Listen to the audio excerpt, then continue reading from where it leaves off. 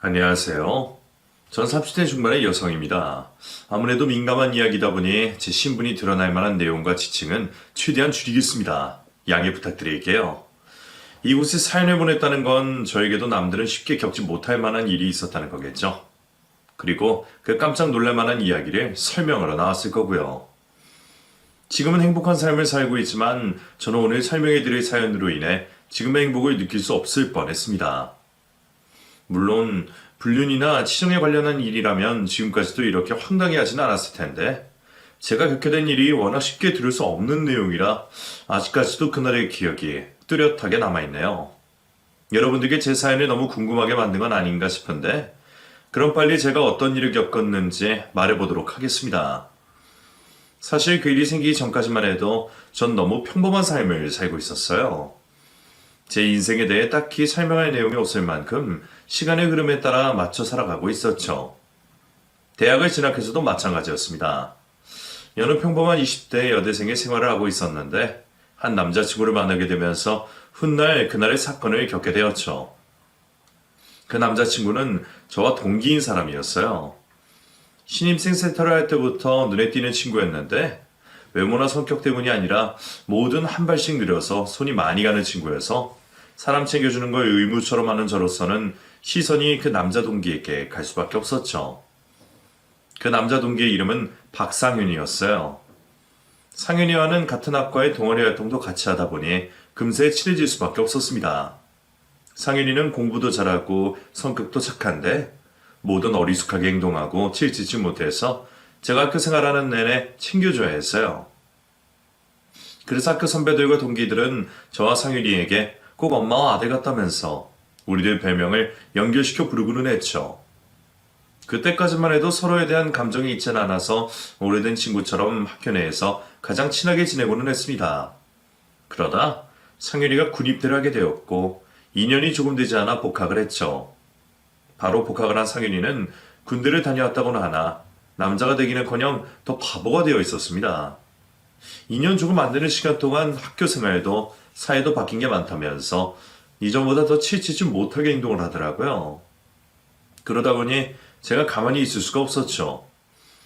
결국 4학년인 제가 후배들을 불러 모아 단합도 시키고 2학년 후배들에게 도움도 받아가면서 상윤이가 대학 생활에 적응할 수 있게 도움을 주게 되었어요. 대학 졸업 학년에 취업 준비까지 하고 있어 정신이 없었지만 매일 상윤이에게 밥은 먹었냐, 공부는 잘 되냐 등등 어미새가 아기새를 챙기듯 신경을 쓰고는 했습니다. 그러다 보니 어쩔 때는 가족들보다 더 많은 시간을 보내고 대화를 하기도 했죠. 젊은 남녀가 그 긴 시간 동안 연락을 하고 만남을 가지는데 어떻게 아무런 감정이 안 생길 수 있겠어요? 결국 제가 먼저 상윤이를 좋아하게 되었고 곧이어 상윤이도 저를 좋아하는 감정이 생겼다며 고백을 해왔죠. 그렇게 우리는 오랜 친구 사이에서 연인 사이가 되었습니다. 연애를 하게 되었다고 하나 전과 다를 건 없었어요. 둘이 같이 있을 때는 그래도 이전보다는 좀 더 남자같이 보였지만 제 눈에 보이지 않을 때는 일일이 챙겨줘야 할 게 많은 남자친구였죠.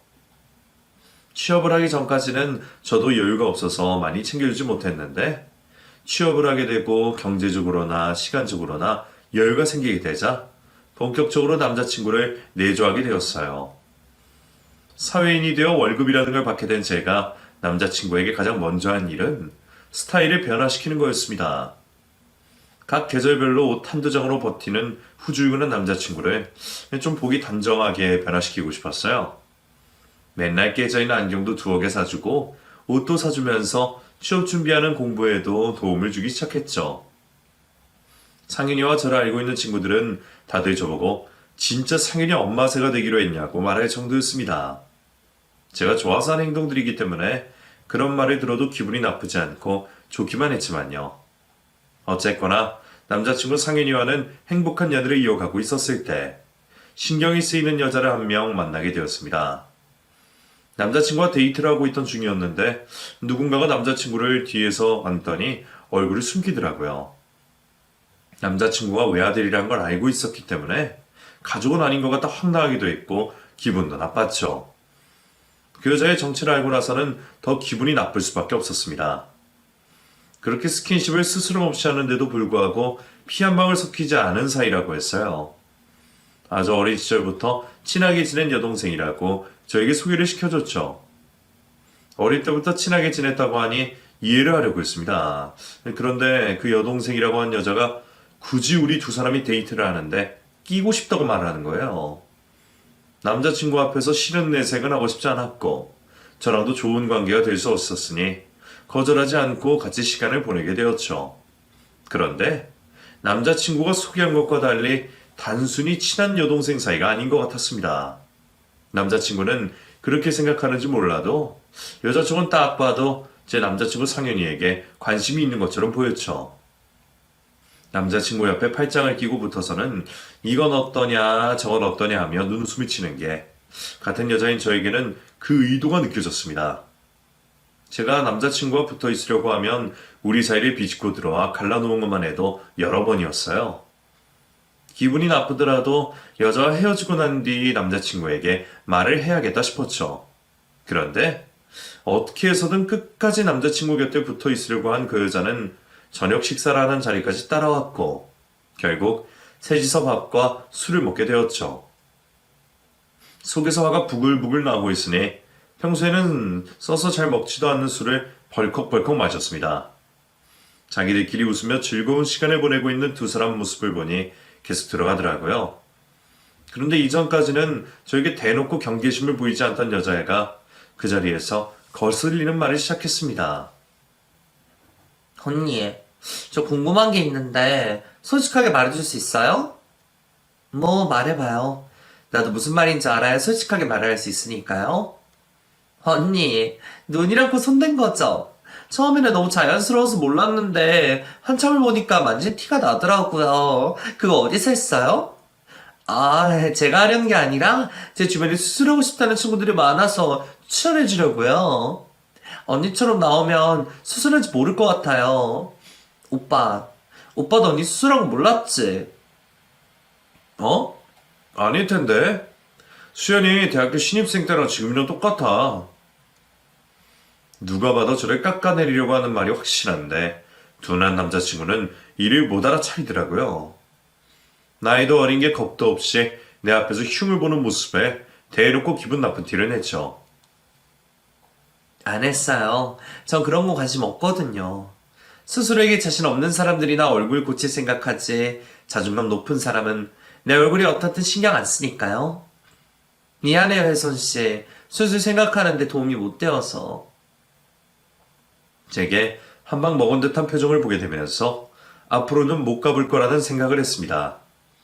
하지만 제 예상과 다르게 또 시비를 걸어왔죠. 성형에 대한 이야기가 끝나고 얼마 지나지 않았을 때였어요. 남자친구가 자랑을 하듯 여자애 앞에서 제 칭찬을 하고 있는데 이번에는 또 초를 치는 소리를 했죠. 그런데 오빠 벌써 여자 취향이 변하네? 예전에는 성격이나 성품 같은 거 여자친구 조건에 크게 중요하지 않았잖아. 또 까분다. 야, 너가 내 이상형을 어떻게 알아? 그리고 나 원래 여자 볼 때 가장 먼저 보는 게 성격인데? 연예인 좋아해도 항상 얼굴 예쁜 사람들 좋아했잖아. 그래서 나랑 친하게 지냈던 거 아니었어? 근데 오늘 언니 보고 좀 놀랐어. 솔직히 언니가 엄청 예쁜 얼굴 아니니까. 그래서 오빠가 이제 겨우 20대 중반인데 벌써 변했나 싶었지. 저에 비해 압도적으로 예쁘다면 할 말이라도 없지. 말라 비틀어진 멸치같이 생긴 게 남의 얼굴 평가하는 걸 보니 어이가 없더라고요. 한 소리 하려고 마음을 먹었는데 이러다가는 끝이 없겠다 싶었습니다. 몇 살이라도 나이가 많은 내가 참고 무시를 하는 게 이기는 거라고 생각이 들더라고요. 어차피 남자친구와 사귀고 있는 사람은 저였으니까요. 그래서 남자친구와 둘이 밥을 먹는다고 생각하고 여자애를 철저히 무시한 채 식사자를 이어갔죠. 그리고 그 여자애가 우리 곁에서 떨어진 순간 남자친구에게 행동 하나하나 조심하라며 주의를 주었습니다. 너 아까 다 들었지? 걔가 행동한 거 말한 거 그거 여자들 사이에서는 해서는 안 될 행동이야. 특히 남자친구 앞에 있는 여자한테는 절대 해서는 안 된다고. 걔 아무리 봐도 너한테 관심 있는 것 같아. 너 같은 애서 못 느끼는 거고. 어쨌든 앞으로 조심해. 아주 잠깐이었지만 완전 불려시라는 걸 느꼈다니까? 걔가 어려서 워낙 말을 거르지 않고 해서 그렇게 느낀 거야. 혜선이가 날 좋아해? 절대 그럴 일 없어. 우리 진짜 어릴 때부터 같이 지나와서 친남매 같은 사이인데 아휴 끔찍하게 그런 생각을 어떻게 해? 진짜 몇 억분에 하나라도 걔가 날 좋아한다고 해도 내가 걔한테 이성 간에 가지는 마음을 가질 수 없어. 그러니까 걱정하지 마. 남자친구가 한눈을 팔 거라고 생각하지 않았습니다. 또 그렇게까지 자신의 입으로 말을 하니 더 믿음이 갔죠. 그래서 별일 아닌 일로 치부하고 넘기려고 했어요. 하지만 그 뒤에도 혜선이라는 그 여자애는 계속해서 거슬리는 행동을 했죠. 밤늦게 문자 또는 전화를 걸어온다거나 남자친구가 저와 같이 있는 시간에 남자친구를 불러내려는 행동들을 하곤 했습니다. 한 번은 이런 일이 있었어요. 취업을 앞둔 남자친구를 위해 구두를 사주려고 했습니다. 사회초년생이긴 하지만 이왕이면 오랫동안 사용할 수 있는 구두를 사주고 싶었어요. 그래서 해외 유명 브랜드 구두를 사기로 했죠. 그런데 구두의 경우 브랜드마다 사이즈가 상이하고 또 신발을 신는 사람들마다 족형이 달라 사이즈를 정하는데 고민을 하게 되었습니다. 다행히 사이즈 교환이 가능하다고 하니 기존의 남자친구가 신던 신발 사이즈로 구매를 하게 되었죠. 그리고 남자친구에게 깜짝 선물로 주게 되었어요. 혹시 몰라 발이 너무 불편하면 환불을 하라고 영수증도 같이 넣어뒀죠. 선물을 받은 남자친구는 정말 마음에 든다며 좋아했는데 자신도 구두를 처음 신어봐서 사이즈가 맞는 건지 아닌 건지 잘 모르겠다고 말했습니다. 그래서 돌아오는 주말을 맞아 같이 사이즈 확인을 하러 가려고 약속을 잡았죠. 그런데 제가 갑자기 출장이 잡히게 되면서 정신이 없었고 남자친구와 약속을 지키지 못하게 되었습니다. 그리고 일 때문에 구두에 대한 일을 잊어버리게 되었어요.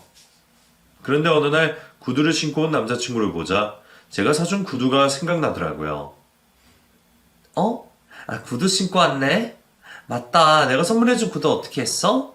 우리 같이 사이즈 확인한다고 했는데 내가 이 때문에 지금까지 깜빡했네. 미안. 괜찮아. 바빠서 그런 건데. 너가 사준 구두 이거야. 사이즈도 잘 맞고 예쁜 것 같아. 그런데 그 구두는 제가 선물한 게 아니었어요. 시간이 좀 흘렀다고 하나 제가 직접 고른 선물을 기억 못할 정도는 아니었죠. 뭐? 이거 아니야. 좀 서운하다. 내가 선물한 구두도 기억 못해? 이거 맞아. 너가 그때 환불하거나 제품 교환하라고 했잖아.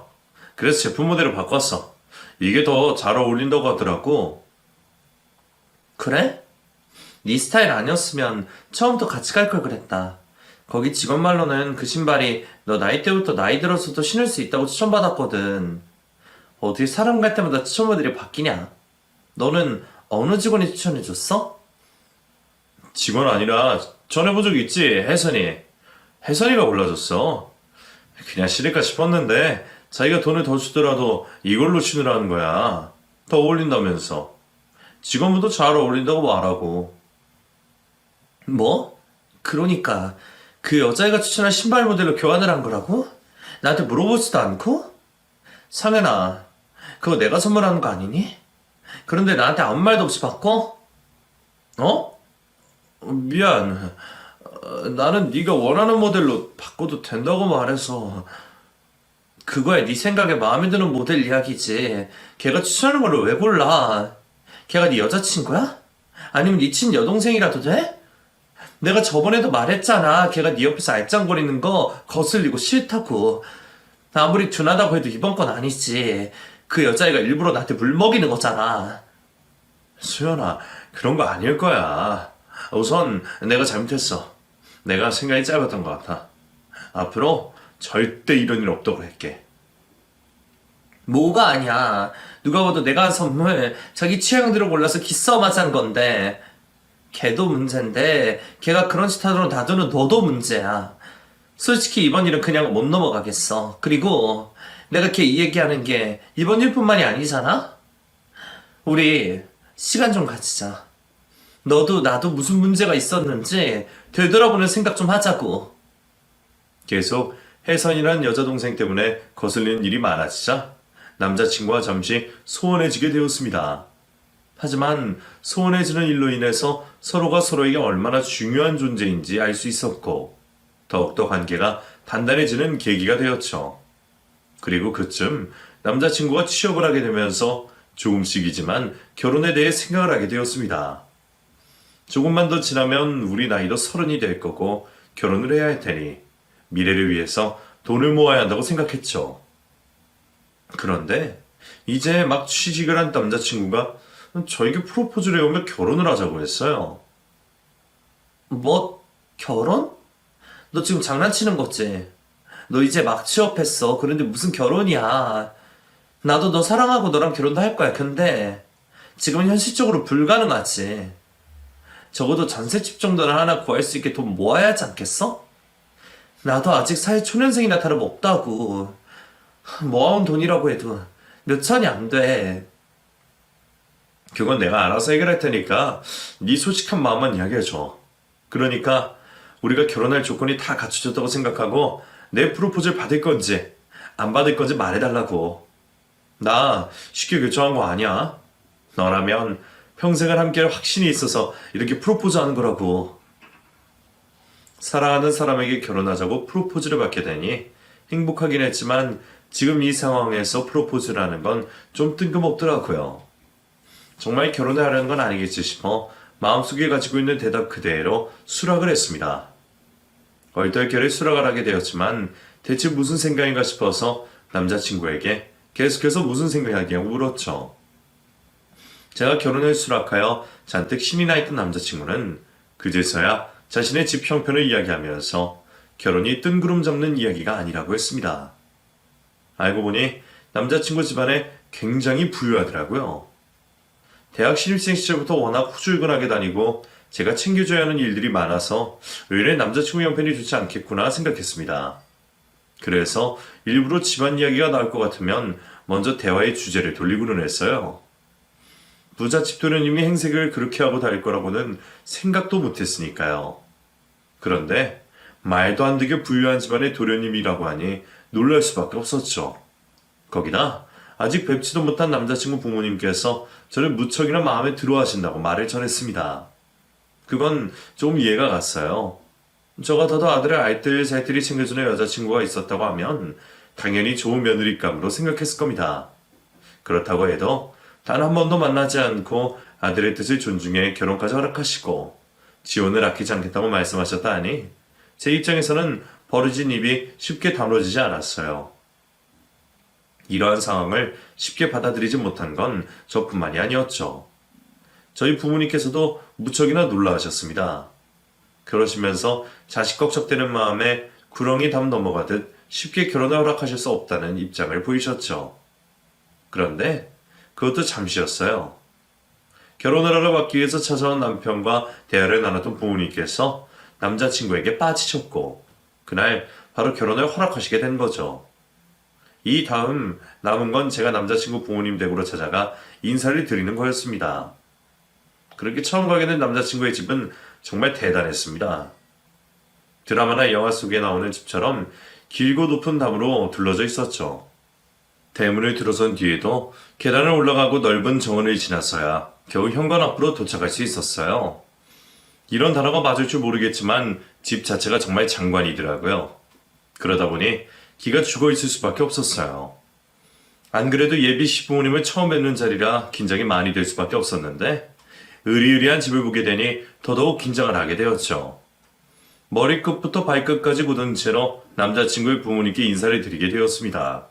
그런데 정말 다행히도 남자친구 부모님께서 저를 무척이나 반겨주셨어요. 이렇게 반겨주셔도 되나 싶을 정도로 긴장한 제 손을 잡고서는 만져주셨고 제 옆으로 오셔서는 긴장하지 말라고 말씀도 해주셨죠. 안녕하세요. 처음 인사드리겠습니다. 상윤 씨와 만남을 가지고 있는 이수연이라고 합니다. 반가워요. 나 수연이 엄마 되는 사람이에요. 상윤이가 칭찬을 그렇게 하길래 아무리 자기 눈에 여자친구가 예쁘다고 하지만 정도가 좀 심하다 싶었는데 그럴 만한 이유가 있었네. 잘 왔어요. 우리 때문에 너무 긴장하지 말고 있어요. 앞으로 가족 될 사람이니까 편하게 생각하고요. 어머, 손이 왜 이렇게 차? 우리 수연이가 긴장을 많이 했나 보네. 아버님과 어머님께서는 그날 처음 본 저에게 정말 따뜻하게 대해주셨어요. 제가 긴장을 좀 덜 했더라면 당장 한 가족이라고 생각해도 될 만큼 저에게 잘해주셨죠. 결혼에 대해 말씀을 드려야 하는데 아버님과 어머니께서 저에게 관심이 많으셔서 결혼 승낙과 계획에 대해서는 말도 못 꺼내고 있을 정도였어요. 남자친구가 겨우 부모님을 진정시키고는 결혼에 대해 저희 계획을 말하게 되었는데 전에 남자친구가 설명한 것과 다를 거 없지 않냐고 말씀하시면서 저희들 편하고 좋은 대로 결혼식 준비를 하시라고 말씀해 주셨죠. 솔직히 제 입장에서는 좀 당황스러웠습니다. 평범한 사람들끼리 결혼을 하더라도 이것저것 상대방 집안을 재고 따지면서 결혼을 하니 많이 이야기가 나오는데 하물며 비슷한 집안의 형편도 아니고 압도적으로 형편이 좋은 남자친구 부모님께서 묻고 따지지도 않고 결혼을 승낙하시고 저를 예비 며느리로서 예뻐해 주시고 있었으니까요. 남자친구의 말을 듣고 드라마나 영화처럼 부잣집에서 결혼을 반대하는 상황을 겪을 거라고는 생각하지 않았지만 그래도 나름 저희 집 집안 형편과 이것저것을 물어보시고 결혼에 대해 고민을 하시는 모습은 보게 될 줄 알았습니다. 곤욕스러운 일을 경험하지 않고 결혼을 승낙받게 되어 기분이 좋긴 했는데 좀 얼떨떨하더라고요. 중간에 꿈을 꾸고 있는 건 아닌지 제살에 꽃이 뽑을 정도였죠. 벌써부터 저를 좋아해 주시는 예비 시부모님 덕분에 잔뜩 긴장하고 있던 몸은 조금씩 풀리기 시작했고 즐거운 대화를 나누며 식사와 다과 자리를 이어갔습니다. 그러다 예비 시부모님께서 저희를 너무 붙잡고 있었다고 말씀하시며 위층에 있는 남자친구 방을 구경 가라고 하셨어요.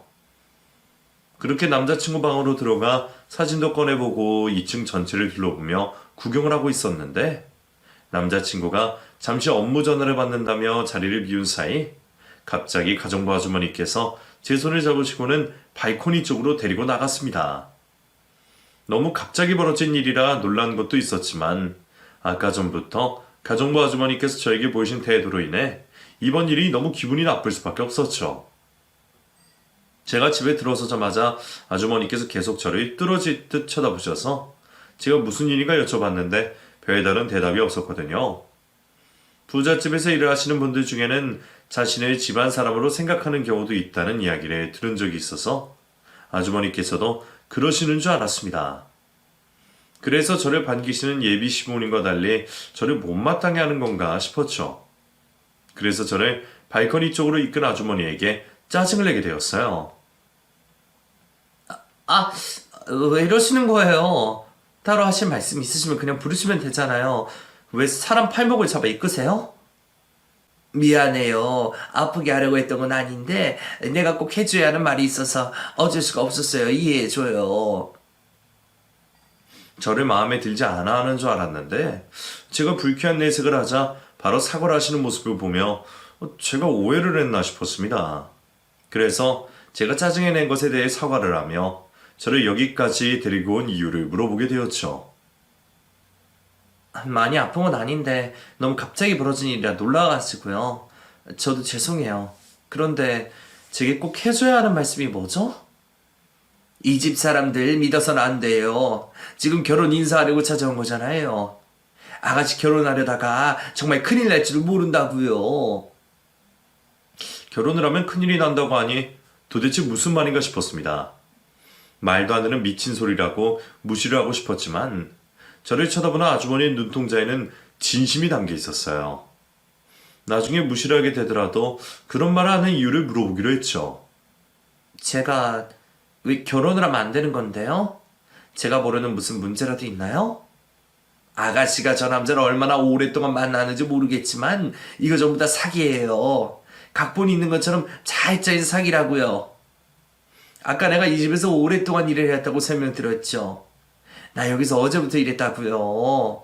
근데 오늘 아침에 저 사장님과 사모님이 저보고 아주 오랫동안 이곳에 일해온 것처럼 연기해달라고 말을 하더라고요.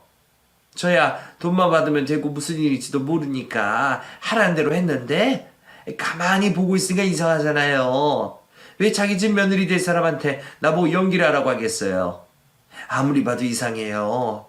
계속 자기들끼리 무슨 말 오가는 것도 그렇고 이 집 구도도 잘 모르는 게 딱 봐도 자기 집이 아닌 것처럼 보인다고요.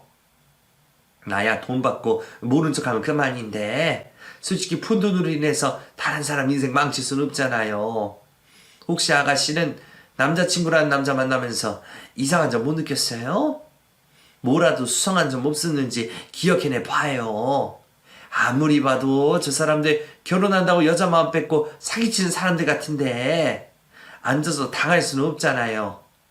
내 말 쉽게 믿을 수 없다는 거 알아요. 처음 보는 사람이 하는 말을 어떻게 쉽게 믿어요. 그런데 내가 이런 말 한다고 아가씨에게 어떻게 뭐가 있겠어요.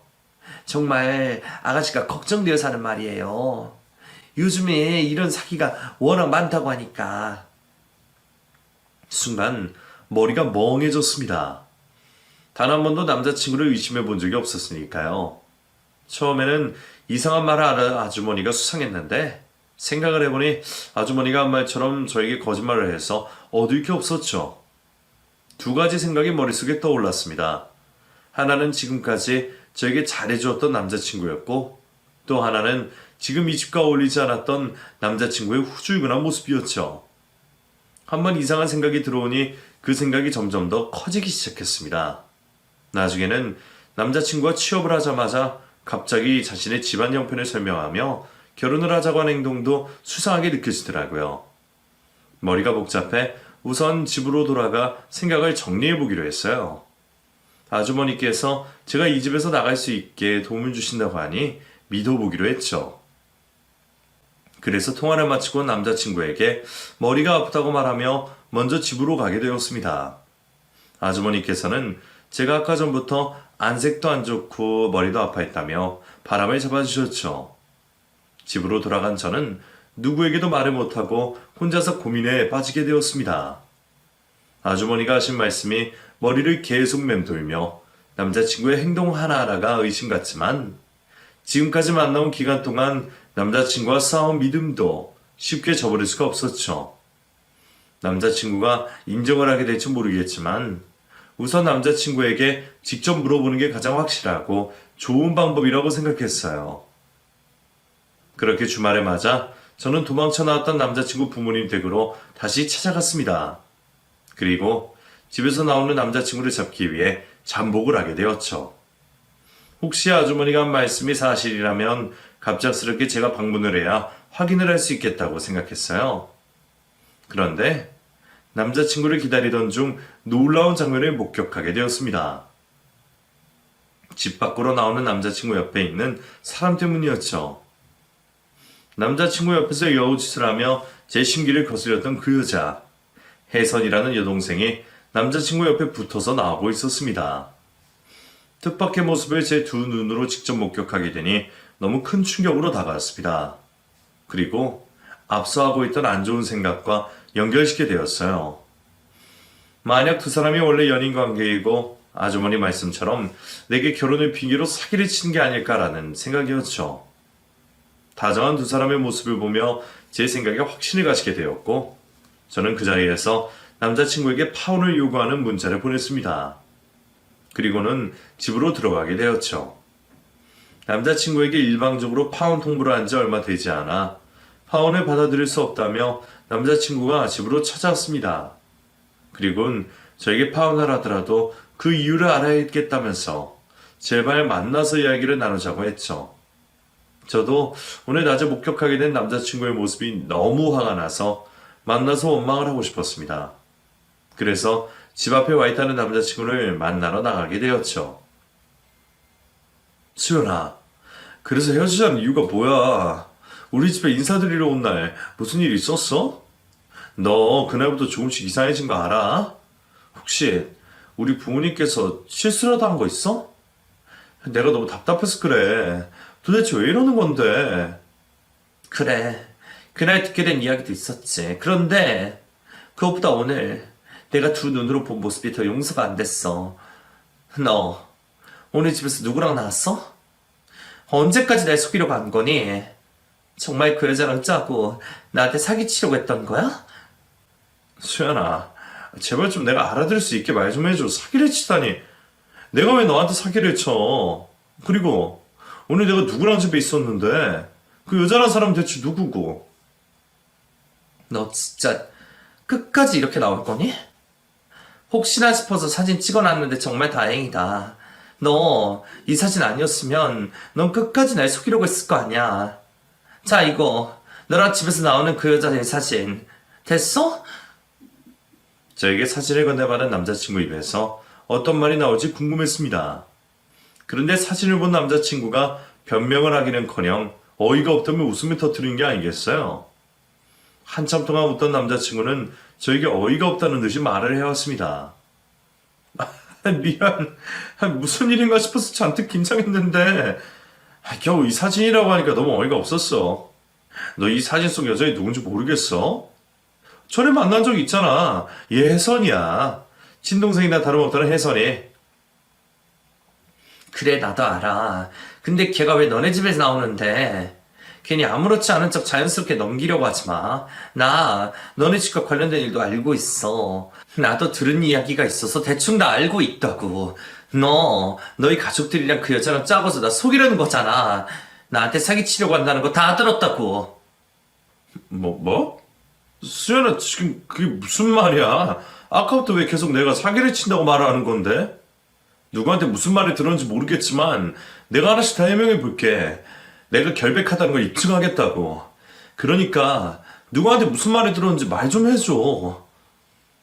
자신이 결백하다는 걸 입증하겠다는 남자친구의 모습을 보니 흥분된 마음이 진정이 되면서 다시 혼란스러운 마음이 들기 시작했습니다.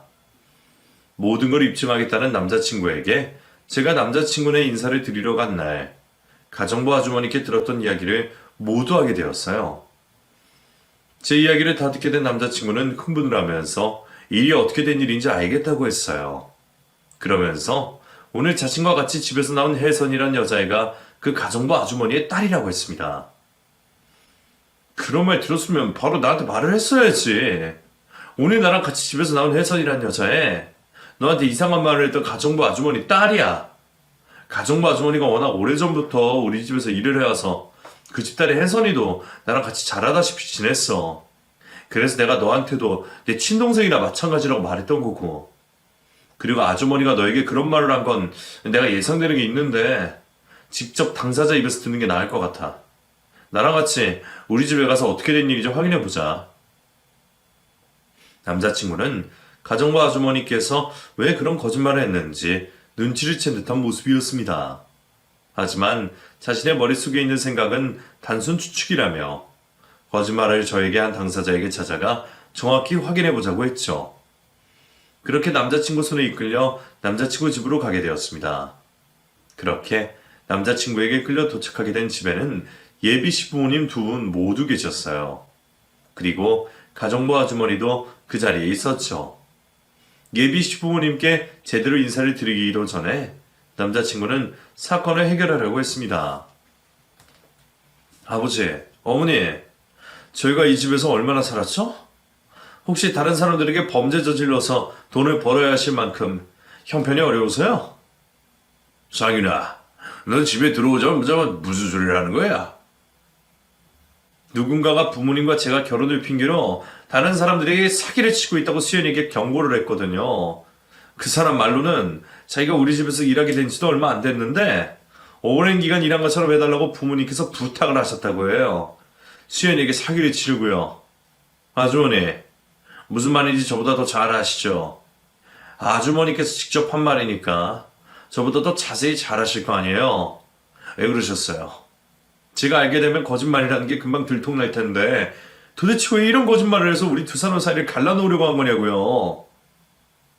남자친구가 화를 내며 저에게 거짓말한 이유를 묻자 가정부 아주머니는 당황해하는 모습을 보이다 결국은 모든 사실을 실토했습니다. 저에게 거짓말을 했던 이유는 자신의 딸을 위해서였어요. 자신의 딸을 남자친구와 이어주기 위해 걸림돌이었던 저를 남자친구 곁에 쫓아내려고 말도 안 되는 거짓말을 지어냈던 거죠. 잘못했습니다. 제가 죽을 죄를 지었어요. 사실 이렇게까지 할 생각은 없었는데 순간 욕심이 나서 제가 생각해도 미친 짓을 저질렀던 것 같아요. 처음 상윤이가 결혼한다는 말을 듣고는 좋은 여자 만나서 행복하게 잘 살았으면 싶었어요. 지금 이 자리에서 변명한 게 아니라 그땐 정말 그랬어요. 근데 그 소식을 혜선이에게 전했는데 혜선이가 너무 서럽게 우는 거예요. 자기가 상윤이를 오랫동안 남자로서 좋아해왔다고 말이죠. 여기 두 사람 앞에서 할 이야기는 아니지만 두 사람 사이에 문제가 생기거나 헤어지면 혜선이가 지금까지 품고 있던 마음을 상윤이에게 솔직히 털어놓으려고 준비하고 있었다고 했어요. 지금까지 먹고 사는 게 바빠서 혜선이가 상윤이를 좋아하는 마음이 있다는 것도 모르고 있었는데 그날 혜선이 마음을 알게 되니까 괜히 속상하고 또 욕심이 나는 거예요. 그때까지만 해도 그 정도 마음이었어요. 사람 인연 모두 타이밍인데 그걸 못 주겠냐고 생각하면서 말이죠. 그래서 며칠 동안 슬퍼하는 딸을 위로만 해주고 있었는데 그날이 온 거예요. 상윤이가 사장님 사모님께 결혼 인사시킨다고 여자친구를 데려온 그날이요. 그날 상윤이 여자친구라는 저분을 봤는데 갑자기 가슴이 요동을 치더라고요. 솔직히 상윤이 정도면 평범한 서민이 아니라 부잣집 집안의 자제들이나 유명한 사람과 만나고 결혼할 줄 알았어요. 그런데 그냥 저기와 별다를 것 없는 평범한 여성이라니. 그때부터 제가 갑자기 미친 것 같아요. 내 딸이 상윤이 여자친구분에 비해서 모자란 게 뭐가 있다고 못하나 싶었죠. 그래서 우리 딸 행복을 위해 그리고 우리 딸 미래를 위해 내가 뭐라도 해야겠다 싶었어요. 지금까지 가정부 일한다고 내 새끼에게 못해다 주는 것들 이번 일로 만회를 해야지 싶어서 그런 거짓말을 만들어냈어요. 여기 계신 모든 분들께 정말 죄송합니다. 경찰에 신고를 하시든 따로 처벌을 내리시든 모두 다 제 잘못이니 제가 다에게 처벌 받겠습니다. 아주머니 입에서 저에게 말한 모든 것이 거짓임을 인정하는 말이 나오게 되자 정말 어처구니가 없었습니다. 이 세상 모든 부모들이 자식을 위해서라면 뭐든지 할 수 있다고 하지만 이렇게 해서는 안 되는 거잖아요. 이번 일로 우리 두 사람이 살아가는 데 있어 평생 마음에 큰 상처를 가지고 갈지도 모르는데 말이죠. 기가 막히고 화가 나는 건 남자친구도 마찬가지였습니다. 울며 잘못을 비난 아주머니에게 화를 내기 시작했죠.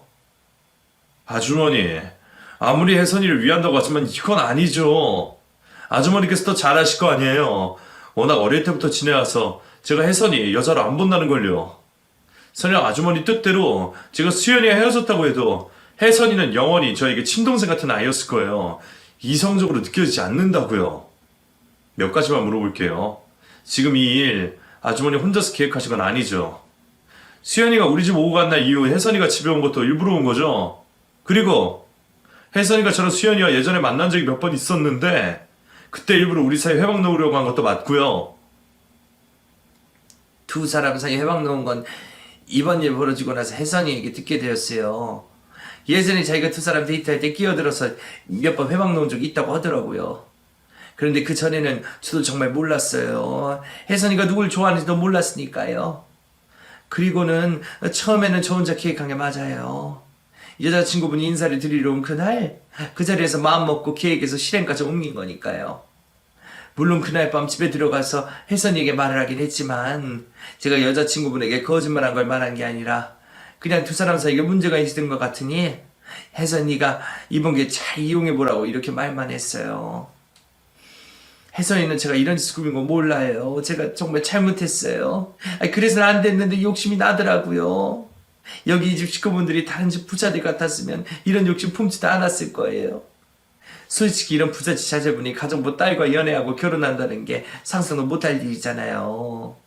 그런데 이 집 식구분들이라면 사장님, 사모님, 그리고 상윤이라면 그게 가능하지도 않을까 싶었어요.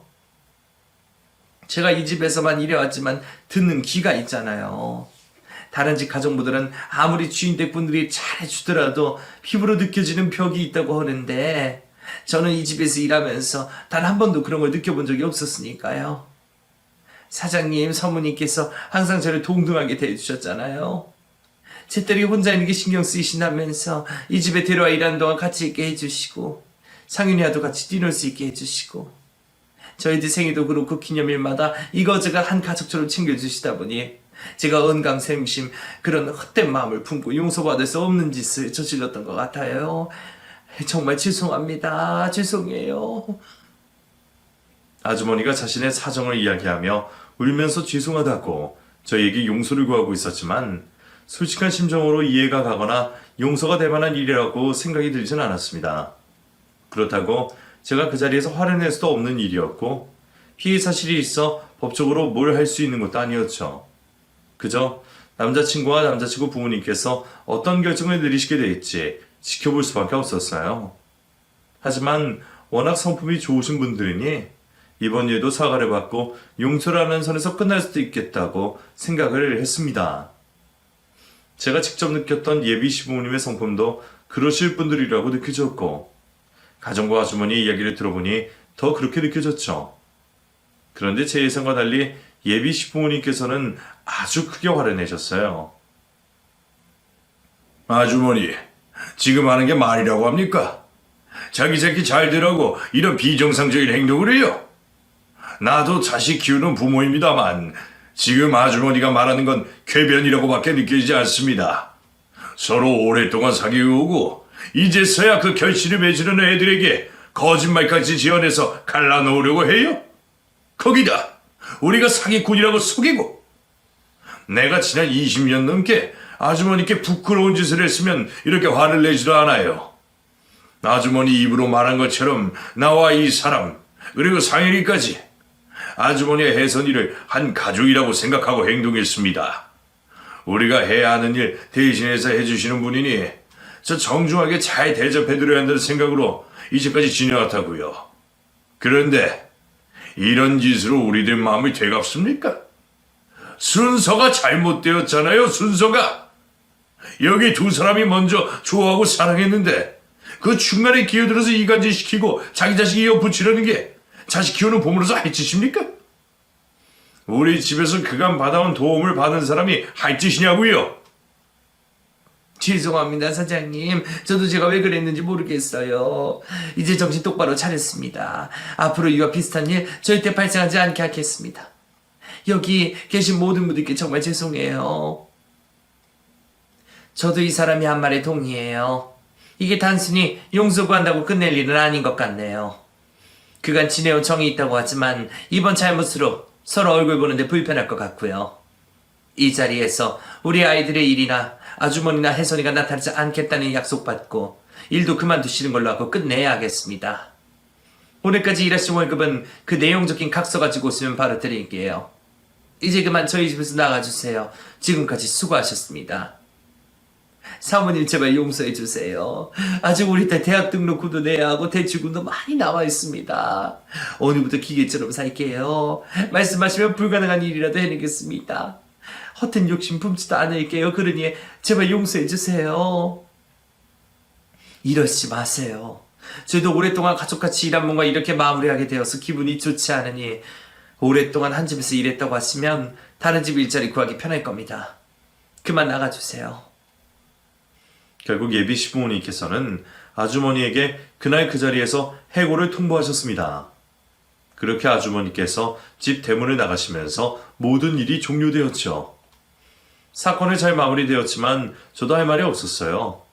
어찌되었든 간에 아주머니에게 속아 남자친구를 의심했고 파혼을 일방적으로 통보했으니 말이죠.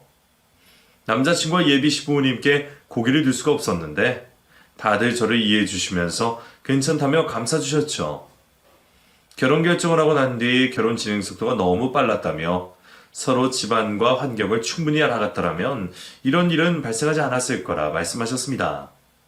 그러시면서 서로 조금씩은 이런 일이 벌어지는 데 있어 책임이 있으니 미안하다는 말을 더는 하지 말자고 말씀해 주셨죠. 그 후 저는 원래 그래야 했던 것처럼 남자친구와 결혼 준비를 하게 되었고 행복한 결혼식을 올리게 되었습니다. 그리고 지금은 남편과 함께 행복한 결혼 생활 중에 있죠. 그날 이후 저는 다른 사람에게 어떤 말을 듣더라도 쉽게 생각하지 않고 전후 사정을 다 알기 전까지는 함부로 판단하지 않고 있습니다. 그 일을 계기로 얻게 된 교훈 중 하나이죠. 앞으로 남편과 함께 살아가면서 이 교훈이 많은 도움이 될 것 같습니다. 여러분들께서는 상대방이 하는 말에 저희를 생각해 보셔서 저와 같은 일이 당하지 않으셨으면 좋겠습니다. 그러면 2023년 개묘년 좋은 일만 가득하시길 빌겠고 곧 있을 설날, 가족과 행복한 시간 보내시길 바라겠습니다. 감사합니다.